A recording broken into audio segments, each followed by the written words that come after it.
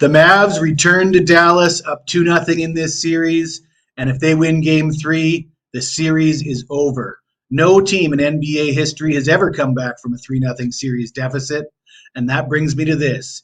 Did you know that an NBA playoff game can bring in as much as $4 million in ticket revenue alone and up to $40 million in ad revenue? That's an awful lot of incentive to extend a series. But before we go too deep down the rabbit hole, I will give you my thoughts on Game 3, but before I do, I'm going to let you know about a promotion we have available at both Wager Talk and SportsMemo.com. Using the promo code JS3Day, you can get 3 days, all sports, all access with myself. Why would you be interested in that? Well, aside from giving you a ton of free play winners on this channel, my premium picks are doing pretty well. Also, I am the #1 NBA handicapper in 2024 at sportsmemo.com. #1 overall the last 365 days, 500, 750, 1,000 days over at sportsmemo.com. Let's get into Game 3 in Dallas. The Mavs are only a 2.5-point favorite. The total is sitting at 208. I did touch on the conspiracy theory that the league might want to extend the series, but I'm going to leave that alone, and we're not going to talk about the side. We're going to go back to what we've had success with, and that is the player prop market. We're going to look at a head-to-head matchup between P.J. Washington and Rudy Gobert. But before I get into it, I want to thank everybody for liking the last video, and I want to implore you that it is extremely important to smash the like button to keep me coming on here and giving you these free picks. I don't want to get a little too salty about it or anything like that, but I do need you to smash that like button. Okay. I know not everybody has access to head-to-head matchups in the player prop market, and for that reason, I will give you 2 free picks in the player prop market today.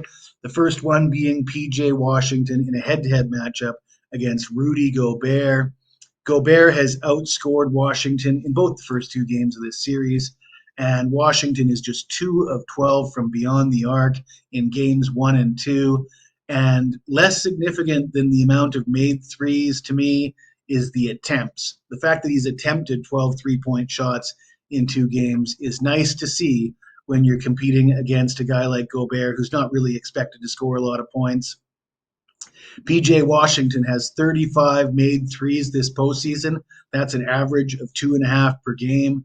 He's made 2+ 3-pointers in 8 of his last 9 games. He has struggled in the first 2 games of the series, and Luka and Kyrie have done all the heavy lifting. But don't be surprised if we see some regression from Gobert and we see P.J. Washington have a bit better of a game here in Game 3. And then we're going back to the well with our man, Derek Lively II. They bumped it up one point for the PRA for Derek Lively. We did have over 16.5 points, rebounds, and assists in Game 2. We've been riding Lively throughout the playoffs. He continues to outperform his projected points totals, rebounds, assists, and what have you. I think the real important factor here with the PRA is, while he is going over his points and rebounds totals as well, the fact that the points and rebounds total sits at 16.5 and they've only moved it up 1 for the points, rebounds, and assists is rather key to me. He has 2+ assists, I believe, in 6 straight games now. He has been getting more minutes than Daniel Gafford, and one of the reasons for that is Derek Lively has the best plus-minus of any player in this series, and Daniel Gafford has one of the worst plus-minus of any player in this series. In addition to that, Lively is hitting over 65% from the free throw line, and Gafford is struggling with his free throws, which keeps him probably on the bench for a few more minutes and keeps Lively in the game. I expect Lively to continue to get the minutes in 17.5.